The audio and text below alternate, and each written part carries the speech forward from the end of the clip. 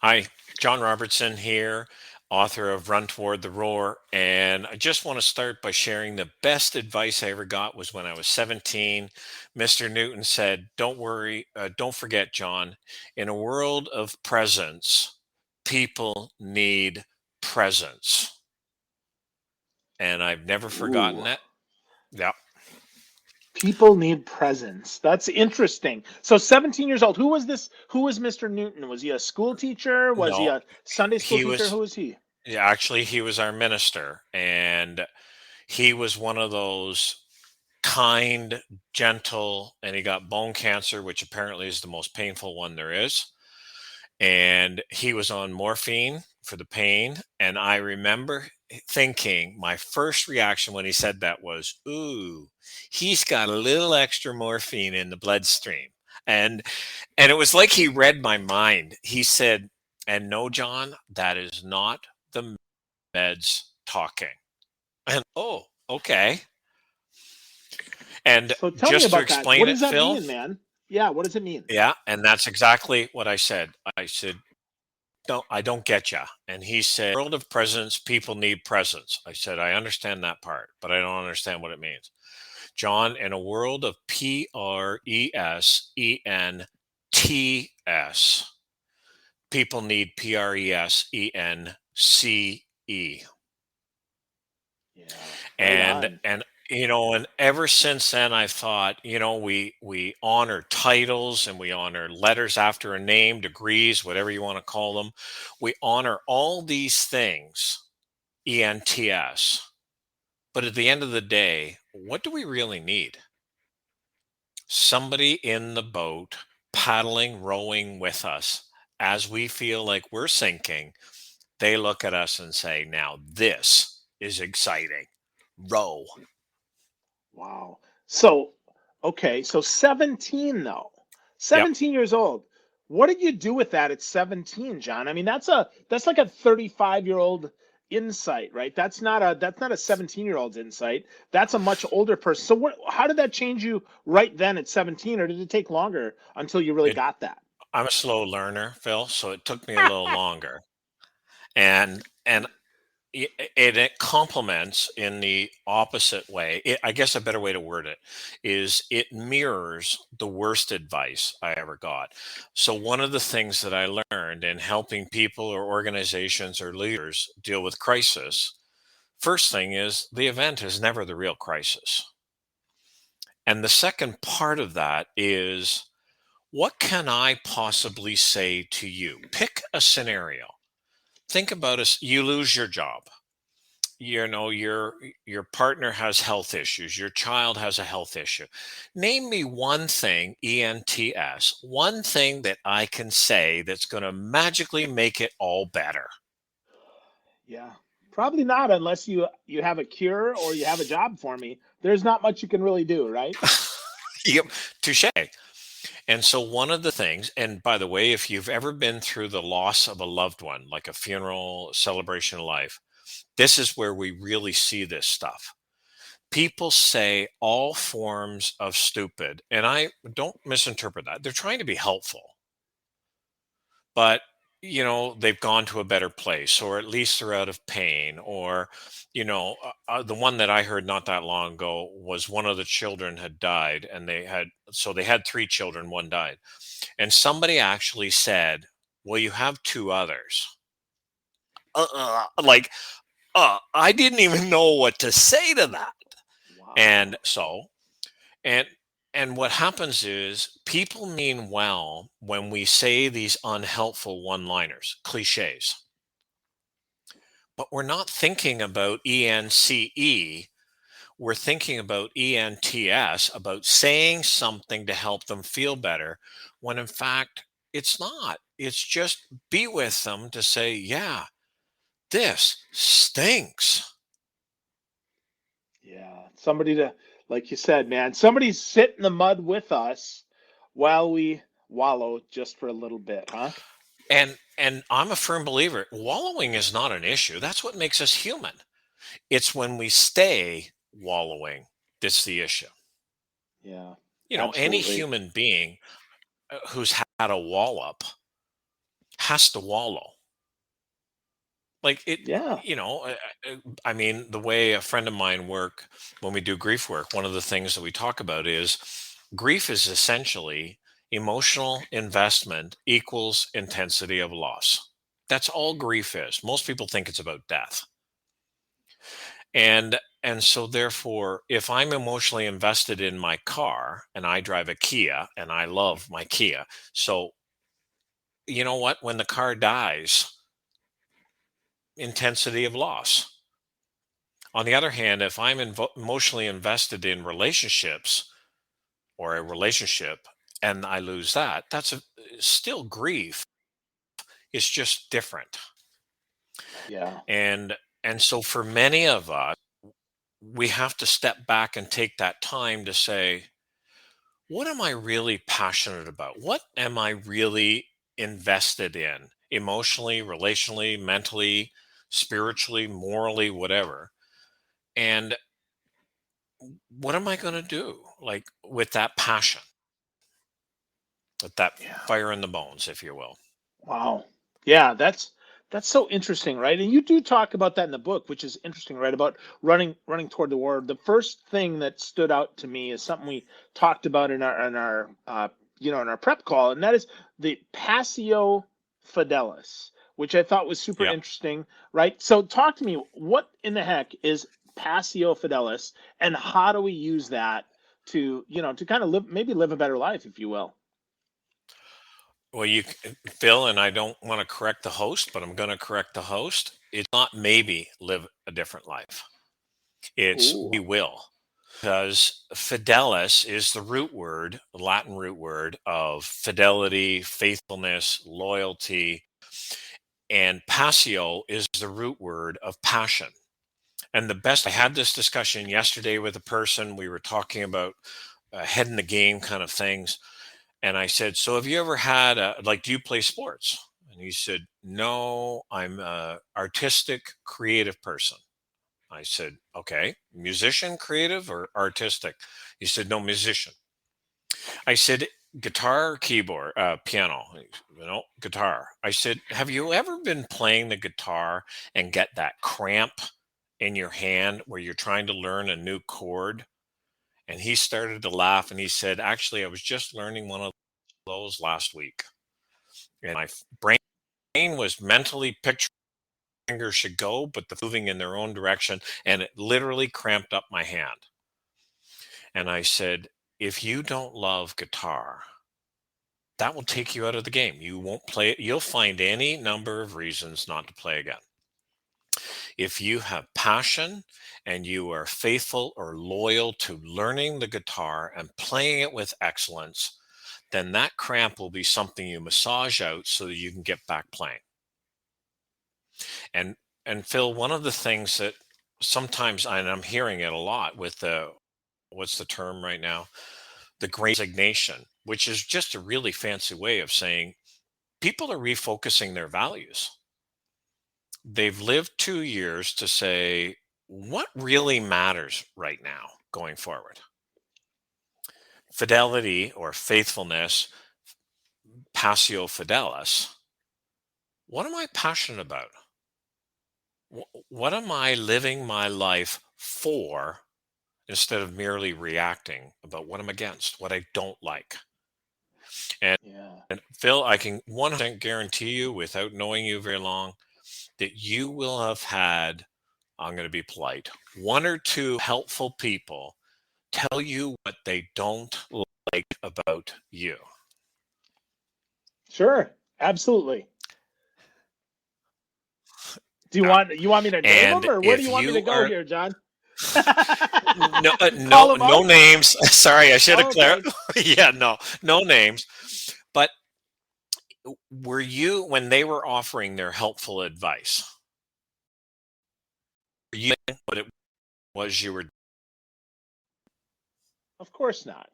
Right? Of course not. Yeah, that's not helpful. I don't love that. I don't care. That doesn't matter to me. Key expression. Key expression you just used. I don't care. Matter to me. Because when we are passio fidelis, when we are loving what we're doing, we're loving what we're working towards, all kinds of experts in the stands, but they're not on the field playing with us. And we care. Doesn't matter. Yeah. Yeah, of course, right? Of course. But we have to get there. We have to be passionate about something enough to be faithful to it, which I would argue the last 2 years, right, have given us the opportunities, the great reframing, if you will. Now I can relook Yeah. at my world and say, what's really important? Because I'll tell you what, I was one of those guys. I was on the road all the time, and I was like, yeah, this is Hmm. great. I love sleeping in hotel rooms and having a steak dinner, and I do. I like Yeah. steak for sure, But I'll tell you what, I I hear you. like more is my family. I like Yeah. being in my office, and I like my dogs, and I like my house and my own bed a whole lot more, and I'm more passio fidelis about that than I am about racking up frequent flyer miles. And what you've just perfectly described is exactly, I call it the hot water tea bag principle or effect. If we ever want to find out what's important to a person or an organization, put them in hot water. Just like a tea bag, what's inside always leaks out. That's the last 2 years Wow. because people have started to say, okay, will this matter? Will this hotel room points matter? So when my kids are in their tens, in their teens, in their 20s, in their 30s, are they going to say, I am so glad that my mom or dad has 100 million hotel points at XYZ? Can I share a little story that illustrates this in a really neat way? Absolutely. Absolutely. Uh, these kids were at they were high school soccer game, and they were all talking, and one young man said, one boy says, my dad is a doctor and he's a very significant surgeon. And the other player speaks up and says, well, my mom is, and named a really fancy title. And then somebody else said, oh, well, my mom is an engineer and some fancy title. And they all looked at this little play, the new player, and you. Well, I don't know what my mom and dad's title is, but my mom and dad are right over there. They're here.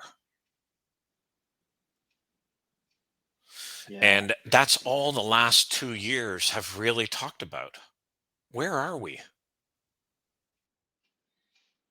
Be invested in that's going to go the distance, if you will, that will matter, Wow. Wow. That story so well illustrates things for me. Like doesn't it? it's clear. Yeah, I mean that's super clear, right? They're right over there. And I think about my own parents who I know had to work their butt off just to, make sure they had three young boys to support. Especially my mom. She's Just a the single grocery mom. bill. Yeah. Yeah, just the grocery bill, right? And I think about that, and I think about how when she was able to show up, how that made such a big difference to anything, way more important than anything else that she did. And it's so interesting, that's where we are now, man. That's where we are. So is that running to the roar, or how does that work, John? Talk to me about that metaphor, the run toward the roar. Yeah.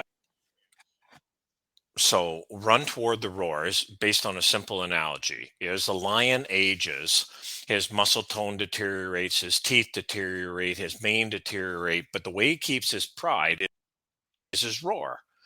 The lion's challenge his leadership. It's the roar stuff. But it's the lion hunts that matters. So a lion will go to this side of whatever herd of antelope, and the pride will go to the other side. Animal instinct is fight, flight, freeze, appease. When scared, fear kicks in. So majority of those antelope will run away from the roar and therefore run into the hunting party. Bigger problems. Humans are the only ones that we can train and et cetera, coach and mentor and everything else to run toward the roar, to run toward the things that we fear. And I mean, Phil, let's be honest. How many times have you and I reacted in fear to something to run away from what we fear, and we actually run into bigger problems? More than I'd like to tell you, John, that's for sure. And so the premise of the book is define the new norm. It has to be refinable. As we move towards it, we refocus it. As we move forward, we refocus it. So as that new norm gets defined and refined, then we build up the core, if you will, the attitudes, the beliefs, and the connections so that we're strengthened to run towards the roar, because that's where our definition of success is. So let me illustrate how an individual in a, and I'll ask it in an organizational context right after. But as a leader, I will ask them, really simple, how do you want people to describe you in a non-physical way? In a non-physical way. Huh, that's okay. So that's a new question. I've not heard that before. So I would imagine, right, compassionate, empathetic, strong, capable, um, intelligent, understanding. That's those would be some words, I guess, I'd like to probably be described with. So therefore, what I would do if you and I were having this conversation, I would, just like a desktop icon on the computer, Judah Glasser calls it double clicking. So double click on the word compassionate. What does that mean for Phil? If I was new to English, how would Mm, you teach me what what compassion means for Phil, or what Phil means by compassion? Because let me illustrate this. If I'm not defining it as for, I'm allowing you to interpret it as what it is not. hmm. So if I'm talking with a human being and they define compassion as pity, well, I don't share that definition. So compassion, and I've had this discussion more than once. Passion is that passio. It's a fire in the bones. Is something you want so bad it hurts. We add the prefix in English, calm. So therefore, I'm with something so much that it hurts, the fire in the bones. So compassion. What is it I care so deeply about that they have to know that, "Oh, I hurt too"? And I've never met anybody who says integrity is not one of my core values. I have worked with some people that, well, let me word it this way. They don't share the same definition of integrity that I do. I'll just leave it that way. True enough. Yeah, that's true enough. Yeah. Huh. So And your so, your how do you question want though, people so to was that describe? rhetorical? I mean, was that rhetorical? Like how do we describe, right? How do No, we describe that? And I'm not being funny here. Like, do we actually give them more no. words, or we display it Yep. as far as a definition, John? Well, it's both. Both. If Okay. it so there's three pieces to it. There's the non-physical descriptor. So picking on that word we were just talking about, compassion. So compassion, then there's Phil's definition of it. I don't care if Webster or anybody else shares that definition. I have to know what Phil means by it. And then the third piece is, what are the descriptors that Phil is going to be visibly modeling it by? So for Okay. example, if if I was using an example with one of our kids, and it was it was right around this discussion, and I can't remember what the term was, but it wasn't compassion, but we had this kind of discussion. Oh, encourage. And I said, so let me clarify. You're not feeling encouraged by me, because one of the things I want to do for people is encourage them. I don't like this model of bad boy, bad girl, you shouldn't have done that. That's not helpful. I like to encourage. So I got called out and said, Dad, I don't feel like you're encouraging me. Oh, okay. What's your definition of encouragement? Well, I don't know. What's yours? Well, really simple. En, the prefix en means to instill. Courage is an act in spite of the fear to do something because it's the right thing and I feel like doing it. So therefore, for me to encourage another person means to instill courage. So I guess my question is, what you just did that take courage? Well, no. So how do I encourage you when you just said what you didn't take any courage? I can praise you, tell you what a wonderful boy are you. And this is part of that whole non-physical descriptor because it comes back to our values. And values are the motivational preferences that we live now, our daytimer and bank statements. Where we spend our time and our money are our real values, not what we tell people. Wow. And I mean, turn it around. Turn it around. I, and I did this. It was just last week, and I prefaced it with it was an organization I was speaking at. I said, so this is normally my career limiting move point. So before I say go any further, I know that this is kind of where I stick my finger in the socket. How many of you know, and I don't know what there was, 40, maybe 50 people. I could say evangelically, oh, there was 150, 200 people in the room, but realistically, there'd be about 40 to 50. And I said, how many of you know your organizational values? What are your organization's values? And I'm looking around, and Phil, all I could think was, see that in flames, John? That's your career, because it's just going down in flames. Because there wasn't a single hand that went up. Not one. And the CIO was sitting there as well. And I said, so not being the sharpest tool in the shed, how do people evaluate decisions when we don't know what our values are? Wow. Wow. That's a And big question, dude. yeah, well, and that's why I have that gift of irritation. People keep trying to hug me and both hands around the neck, and but it's because I've been at those funerals, Phil, where there's 5, 6 of us in the room, and they talk about what a wonderful person this individual is, and every ounce of me wants to say, hold it. There's 5 or 6 of us in the room. What am I missing? And 4 of them were family. And I've also been at funerals of a 19-year-old young woman who died of cancer after a 14-year battle. And I've been at a funeral of an 80, I don't know what he was, 83, 87 years old, died of dementia. He'd been cocooning, withdrawing from it for about 5 to 7 years. And this 80, I'm going to say 87, but whatever he was, this 87-year-old had a packed standing room only.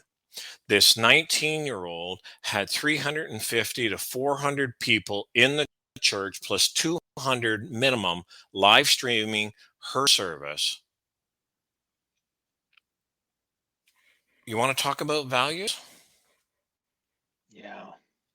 Yeah. This 19-year-old, I met her, and this 19-year-old, she is going through chemo, radiation, all the stuff that cancer does, the treatment that they do for cancer.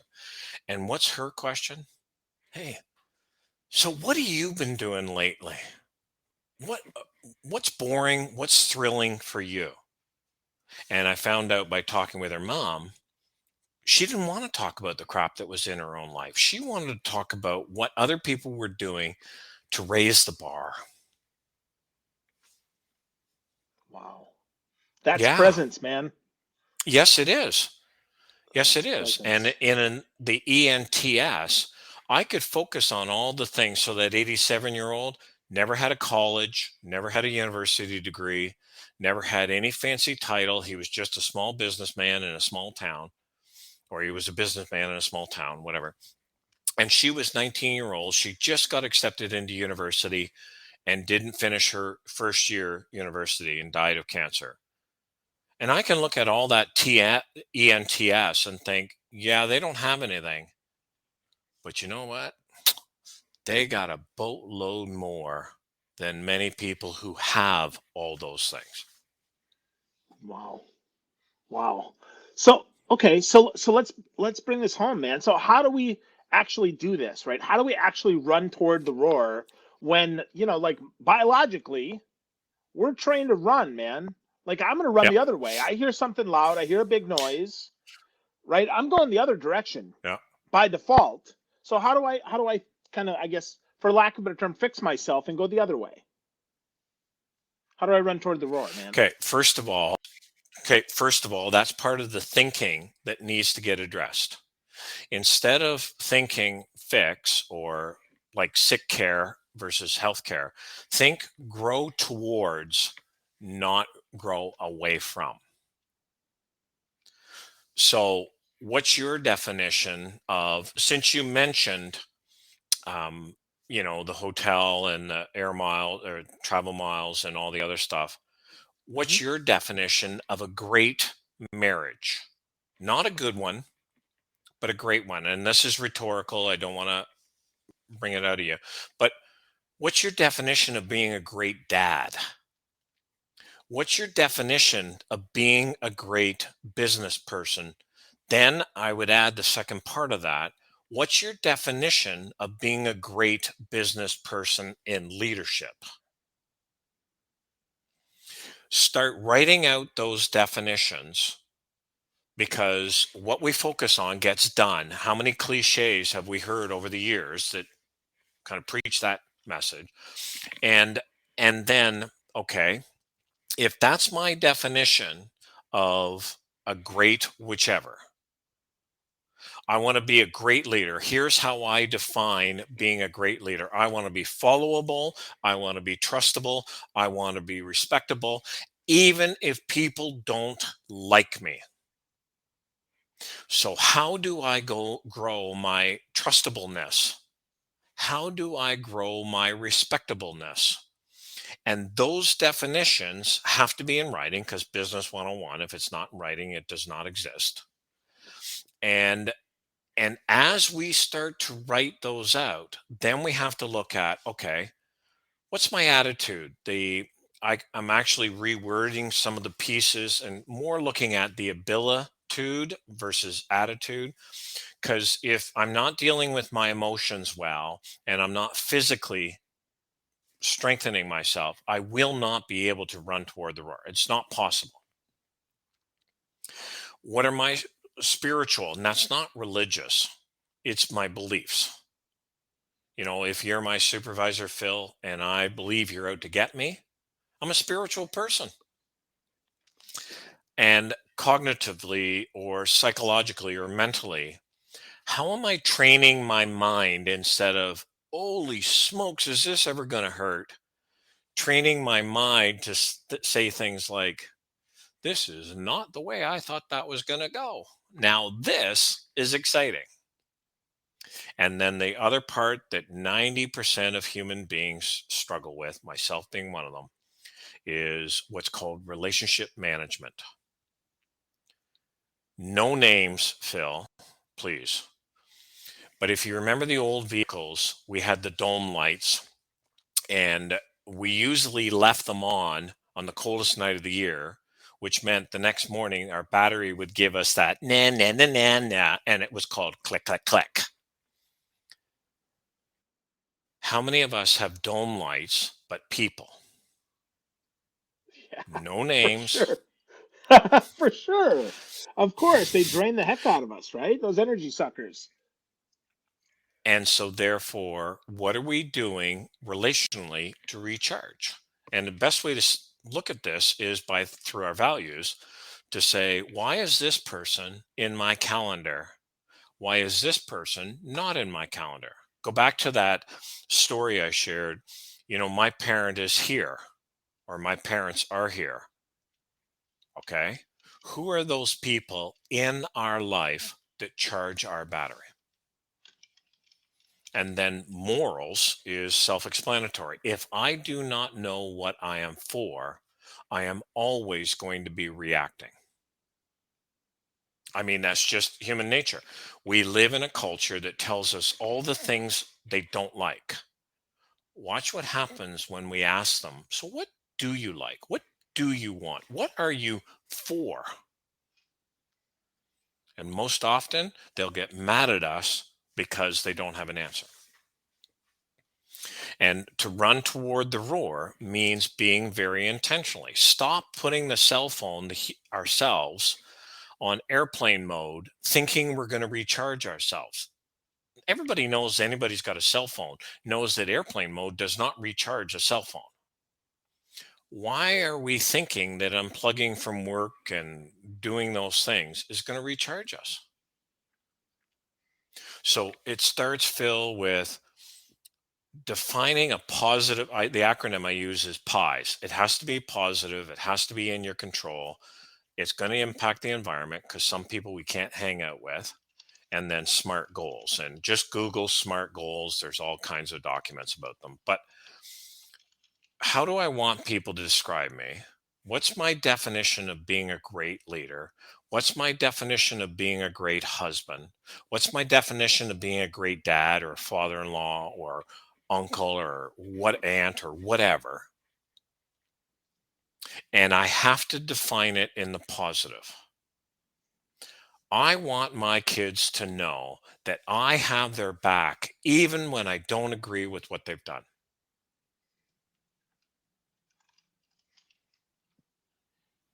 Wow. And what's happening right now, think about all the buzz terms that are going on. Engagement, mental health, resilience, all the terms that are going on right now. And many times it just comes down to what are you for? What what is it you want to be known for? And the only way to run toward the roar is to define that, because then when we get our Charlie horse or our wallop or whatever it is, if you love what you do, you will find a way to get back in the game. Yeah. Right on, man. Right on. So we find our Passio Fidelis, right? We find our pies, if you will, and we run towards the roar. That's awesome, man. So, John, your book is great too, man. The whole book is awesome. I learned a lot today about, pies, positive in your control, environment, and your smart goals. You say in the book that the event is never the real crisis, which is super important for us to Hmm. remember, and that fight or flight and Sure is. run towards the roar instead of away from the roar. I appreciate that so much, John. So if people want to get to know you a little bit more, where would you send them? Where should they go? The simplest way to do this is it all starts with a conversation. So the business is Fort Log, Fort, Fort, safe place in the frontier. You got to know where you're going. And a log is a journal to sail the seas because there's no point going there alone. Fortlog.co, because I work with you. I colleague, collaborate, coach. So fortlog.co/Phil. Easiest way to do it. Wow. And just sign up and let's book that call. And you can let me know if you want a call, a Zoom, or a Teams discussion. But let's just have that partnership and start with a conversation. There you go. So, folks, if anything resonated with you in this conversation with John, get to know him a little bit more. Go to fortlog.co/Phil. That's fortlog.co/my name, Phil, PHIL. Make that happen. So, John, thanks for your time. Thanks for your energy. Thank you for sharing your Passio Fidelis and being present with me. I appreciate you, man. Good stuff. Well, and Phil, I truly appreciate it. And just to bring it home, can I just share first piece of advice because it speaks directly to this theme? Absolutely. Do you have enough time for? Okay. I do. Worst piece of advice. So one of my degrees is in psychology, and I doing the counseling hat and all the other stuff. And I still remember being told being professional means being reserved in our emotions, having that professional veneer. Worst advice in the world, because if I'm professional and it means showing no emotion, so if I'm doing a death notification of a young child, a job termination, any number of those significant events, and I show no emotion, it's going to be impossible to show my passion for the things that matter. So somewhere along the line, suck it up, put your big boy pants, big girl pants on, grow a backbone, all those cliches.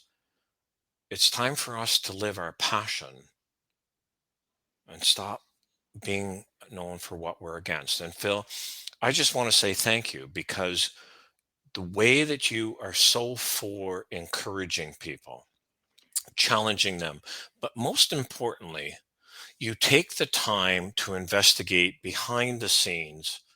So it's not just one of those flighty, off the cuff, fluff and stuff conversations. And so I've been listening to your podcast, but more importantly, I appreciate the values that you walk the talk with, not just blow sunshine. So thank you, Phil. Thank you, John. And that's a wonderful place to end. Again, get to know John Robertson. Go to fortlog.co/Phil and schedule some time to get to know him more. Thank you, John. I appreciate you.